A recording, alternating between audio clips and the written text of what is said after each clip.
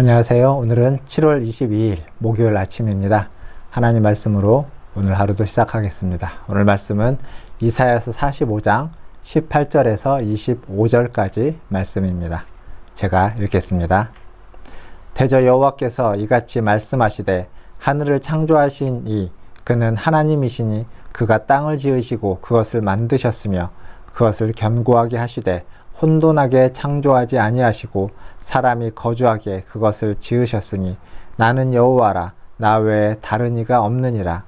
나는 감추어진 곳과 깜깜한 땅에서 말하지 아니하였으며 야곱 자손에게 너희가 나를 혼돈 중에 찾으라고 이르지 아니하였노라.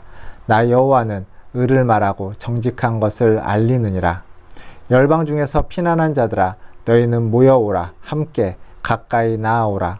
나무 우상을 가지고 다니며 구원하지 못하는 신에게 기도하는 자들은 무지한 자들이니라.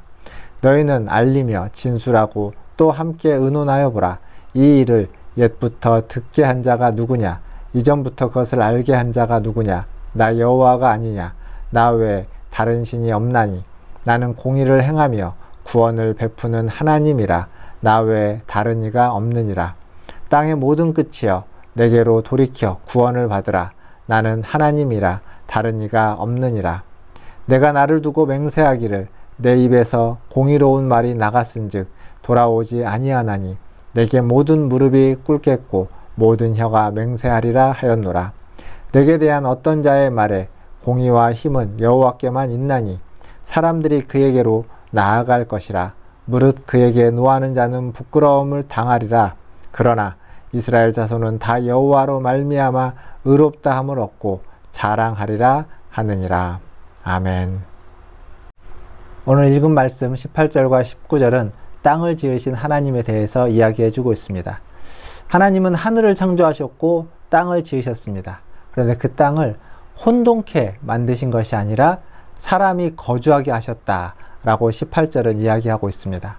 이건 무슨 얘기냐면 하나님이 땅을 물과 무트로 나누시죠. 창조하셨을 때 그래서 물속에서 물이 갈라지면서 묻이 드러나게, 땅이 드러나게 하셨습니다. 그리고 그 땅에 사람이 거주할 수 있도록 환경을 조성해 놓으셨죠. 근데 이 물이라고 하는 것이 성경에서는 끊임없이 어떤 혼돈의 상징으로 등장하고 있습니다. 오늘 우리가 보고 있는 이 말씀에서도 이 바벨론이라고 하는 이 이방의 나라는 어떤 원시 혼돈을 상징하는 나라입니다. 그 바벨론에게서 이스라엘을 건져내는 겁니다. 그 바벨론에서 이스라엘을 건져낸다는 건 그 혼돈의 상태에 있던 이스라엘을 평안의 상태로, 거주할 수 있는 상태로, 안정의 상태로 하나님이 그들을 옮겨주시고 회복시켜 주신다라는 그러한 이야기를 하고 있는 것입니다. 그래서 오늘 18절에는 창조하시되 혼돈하게 창조하지 아니하시고 사람이 거주하게 그것을 지으셨다라고 하면서 창조의 이미지를 가지고 와서 지금 이스라엘의 어떤 바벨론에서부터 돌아와서 회복하는, 다시 예루살렘 성에서 샬롬을 구하게 되는 상황을 그 어떤 창조와 연결시켜 주면서 이야기하고 있습니다. 반면 19절에 보면 또 무슨 말씀이 있냐면 나를 혼돈 중에서 찾으라고 이르지 아니하였다. 혼돈 중에서 찾는다. 그것은 캄캄한 중에 찾는다. 다른 말로 말하면 암중모색, 깜깜한 중에 하나님을 무엇인가를 신을 찾는다라고 하는데 하나님은 그렇게 자신을 찾으라 하지 않았다고 이야기하는 겁니다. 하나님은 어떻게 찾으라고 했을까요? 하나님은 계시하셨습니다. 자신을 드러내 보이셨습니다. 말씀하셨습니다. 말씀을 통해서 하나님을 찾을 뿐만 아니라 말씀을 통해서 하나님을 만날 수 있는 그 길을 하나님 우리에게 열어주셨습니다. 하나님의 계시 속으로, 하나님의 말씀 속으로 성령의 조명을 받아 나아갈 때 우리는 하나님이 어떠한 분이신지 깨달아 알 수 있고 그 속에서 하나님을 만날 수 있고 하나님을 찾을 수 있습니다. 찾고 두드리는 자에게 하나님은 찾은 바 되어주시고 문을 열어주시는 줄 믿습니다. 오늘 하루도 그러한 은혜가 여러분의 있기를 주님의 이름으로 축원드립니다. 그리고 이어지는 20절부터의 말씀은 열방을 부르시는 하나님이라고 제목을 붙일 수 있습니다. 여기 보면 바벨론 포로에서부터 이스라엘이 복귀하는 것은 이 열방을 다스리는 그 권한이 하나님에게 있다. 열방의 통치권이 하나님께 있다라는 것을 상징적으로 보여주는 사건입니다. 사실 여기에 담겨진 진리는 무엇이냐면 앞에서도 이야기했지만 하나님은 이스라엘만의 하나님이 아니라 온 땅에, 온 열방의 하나님이다 라는 것입니다. 그리고 더 나아가서 하나님의 구원의 목표는 이스라엘만이 아니라 온 열방에 있는 자들을 하나님은 구원하기를 원하신다 라는 겁니다. 이게 이 사건에 있었던 하나님의 뜻이고 이 사건에 담겨진 하나님의 진리입니다. 여기 보면 열방 중에 피난하여 나온 자들이 나옵니다. 그리고 나무우상을 가지고 구원하지 못하는 신에게 기도하는 무지한 자들도 나옵니다. 하나님은 열방이라 할지라도 피난하여 나온 자들은 하나님이 받아주십니다. 그러나 무지하게 그 우상을, 나무 우상을 가지고 있는 자들은 하나님이 수치를 당하게 하신다라는 얘기입니다. 뿐만 아니라 땅의 모든 끝이 하나님은 돌이켜 구원받기를 원한다 라고 이야기하고 있습니다. 22절에 보면 땅의 모든 끝이여 내게로 돌이켜 구원을 받으라 이렇게 이야기하고 있습니다. 땅의 모든 끝, 즉 하나님은 땅의 모든 끝에 있는 사람들까지도 구원에 대해서 관심이 있고 그들을 돌아보고 그들을 신경 쓰시는 그러한 분이라는 것을 우리는 또 여기서도 발견할 수 있는 겁니다.